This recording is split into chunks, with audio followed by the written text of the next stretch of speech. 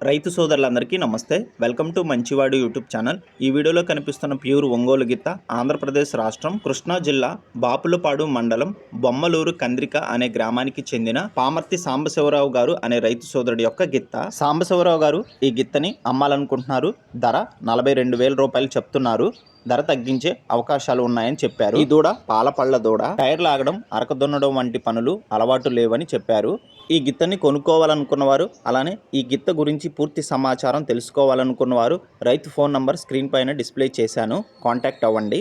మీ దగ్గర ఉన్న ఎద్దులు, ఆవులు, కోడెదూడలు అమ్మకాల కోసం నా వాట్సాప్ నంబర్ 9676999250కి వీడియో తీసి పంపించండి. మన ఛానల్ రైతులకు ఉపయోగపడే ఛానల్ కాబట్టి తప్పకుండా మన ఛానల్ని సబ్స్క్రైబ్ చేయండి.